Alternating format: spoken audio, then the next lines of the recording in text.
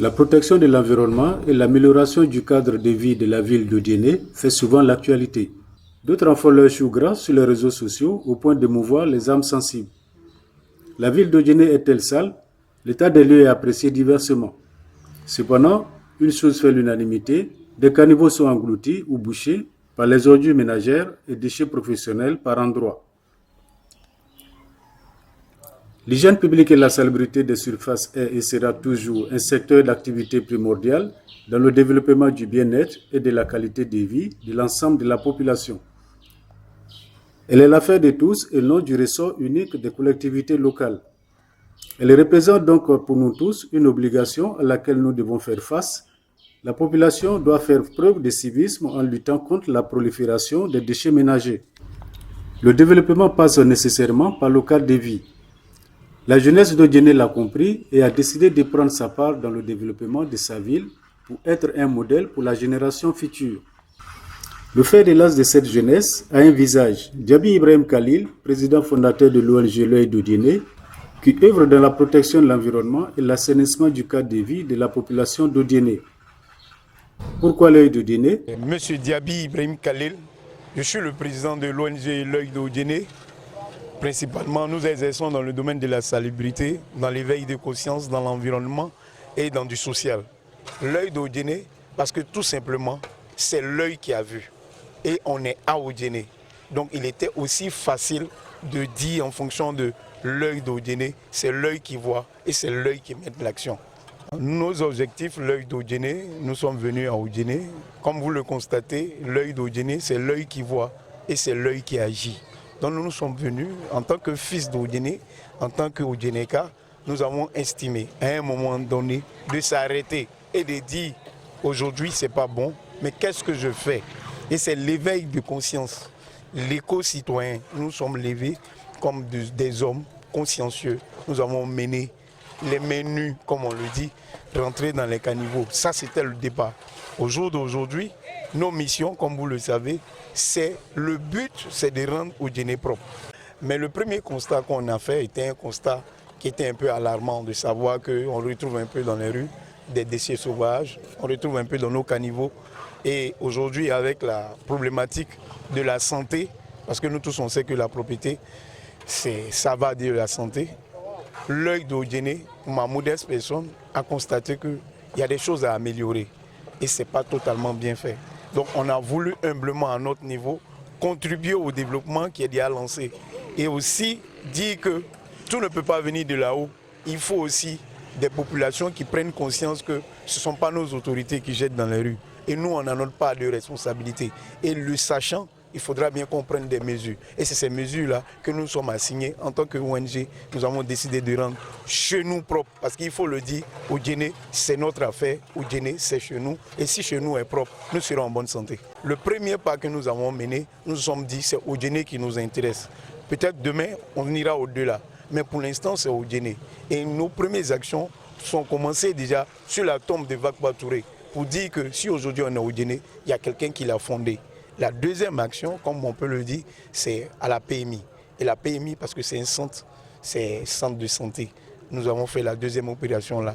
La troisième, nous sommes allés à l'école 2, qui est le pôle de l'éducation, pour dire que nous sommes en phase avec la politique du président de la République, pour dire qu'aujourd'hui, il faut rentrer aussi dans les écoles pour que la nouvelle génération qui monte ne doit pas grandir dans un environnement sale et qu'elle prenne le relais des éco-gestes, pour que le cadre de vie soit sain. Et c'est en cela que les 4e et les 5e éditions, nous sommes rentrés dans les populations. Aujourd'hui, comme vous le constatez, nous sommes dans une grande artère, une grande rue, pour montrer un peu que les caniveaux qui sont mis à la disposition des populations, surtout aujourd'hui nous sommes en saison de pluie, ça ne sert pas aux déchets, mais ce sont des caniveaux pour évacuer les eaux usées. Et encore une fois, nous sommes assignés des missions et c'est l'une de nos missions que vous voyez aujourd'hui soir, après un travail d'équipe, après une analyse, nous avons décidé de venir écurer les grands axes et les grands caniveaux, comme vous l'avez constaté. Des jeunes et des femmes ont décidé, à travers l'ONG L'œil de Djenné, d'apporter leur pierre à l'édifice, comme quoi chacun, à quelque niveau qu'il soit, est capable de contribuer à l'amélioration de l'image de sa localité au prix du sacrifice de soi.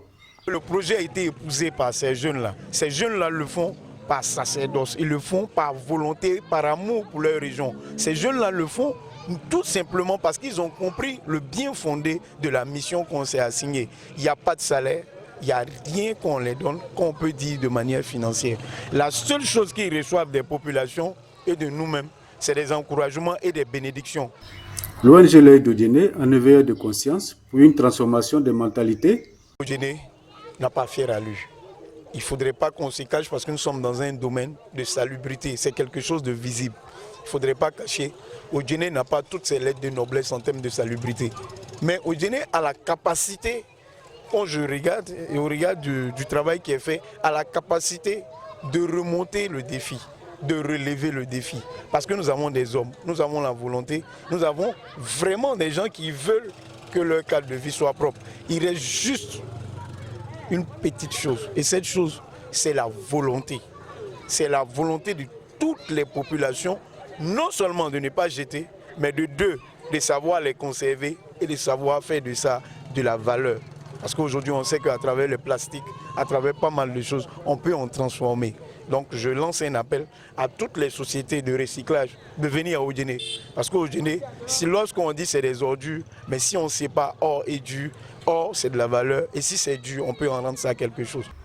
Cet instrument de salubrité vient appuyer les efforts des collectivités locales et des cadres, en particulier le député d'Odjené, le ministre Maître Adama Kamara, qui a offert à l'ONG il y a quelques mois un important lot de matériel d'une valeur de 6 millions afin de la rendre opérationnelle. La reconnaissance n'est pas silencieuse. Je profite de votre antenne pour dire merci au ministre Maître Kamara qui n'a pas hésité lorsque la doléance lui a été faite, quand on a besoin de matériel, par le canal de Madame le maire, Madame Nassene Batouré, qu'ils ont voulu nous apporter un soutien matériel. Et ce soutien matériel, aujourd'hui, est constaté de tous, parce que c'est ce qui nous sert aujourd'hui à travailler pour toute la ville. Et le contenu de ces matériaux sont 2 tricycles. On a des brouettes, on a des râteaux, on a des pelles, on a des dabas, on a des bottes, on a, si je peux le dire, on a des cache-nez pour nos opérations, comme vous l'avez constaté. Mais ça ne suffit pas. Mais beaucoup a été fait. Avec le peu que nous avons, nous avançons. L'ONG a encore besoin du matériel pour les campagnes de sensibilisation à l'éco-geste au niveau de la population. L'Œil d'Odjené a besoin de beaucoup de choses et qu'ils ouvrent les portes à l'Œil d'Odjené parce que déjà Maître Kamara l'a fait, mais Maître Kamara n'est pas la seule personne. Il y a d'autres choses qui rentrent dans le domaine de la sensibilisation que nous souhaitons avoir, comme je pourrais dire des écrans géants. J'ai besoin de ça pour la sensibilisation parce qu'on veut travailler l'imagerie pour nos populations. Parce qu'à mi-parcours, on a constaté que la sensibilisation qui est faite, elle est faite de manière verbale. Mais cette sensibilisation de manière visuelle va apporter un plus dans l'éveil de conscience de nos populations. Pourquoi choisir la nuit pour ces opérations de salubrité? Selon le président de l'ONG Diaby Ibrahim Khalil, des fonctionnaires et des hommes de métier se trouvent à leur sein et il ne peut disposer de son effectif que la nuit. Autre raison, la chaleur de la journée qui épuise l'équipe.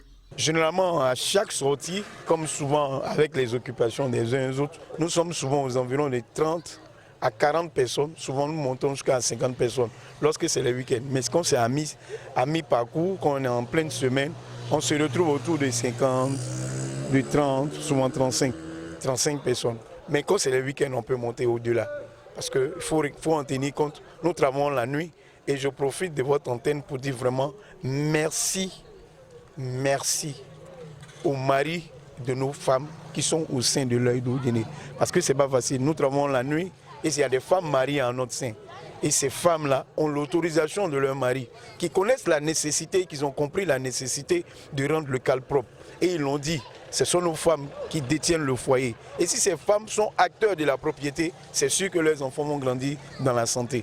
Donc encore une fois, merci à tous les pères et à tous les maris de nos femmes qui sont au sein de l'Œil d'Odjené. L'appel que je lance à la jeunesse, c'est d'abord d'adhérer à l'Œil d'Odjené, qui est une ONG qui est ouverte à toute personne qui veut le faire de manière volontaire pour Odjené. Parce que c'est l'une des premières des choses. Il faut qu'on fasse pour nous-mêmes. Et c'est chez nous. Et quand chez vous est propre, vous êtes en bonne santé. La deuxième des choses, je demande aux jeunes de ne pas jeter les ordures n'importe où et n'importe comment. Parce qu'aujourd'hui, ça y va de notre santé. Je lance un appel aussi à nos cadres, à nos chefs, à la chefferie, de sensibiliser lorsque il y a des visites, de dire et de nous accompagner dans la sensibilisation. Parce que quand on est chef, on a de la responsabilité. Et aujourd'hui, les populations n'ont pas bien assimilé le rôle d'un chef. Le rôle d'un chef, c'est de prévenir. Mais lorsque c'est dit, c'est aussi de considérer l'action du chef. Je lance un appel à nos autorités que l'œuvre d'Odjéné a besoin de beaucoup de choses et qu'ils ouvrent les portes à l'œil d'Odjéné parce que déjà Maître Camara l'a fait, mais Maître Camara n'est pas la seule personne. Cet appel ne tombera pas dans les oreilles des sourds. Le peuple d'Odjéné sait se surpasser quand il le faut, d'où son slogan historique, Djarassa.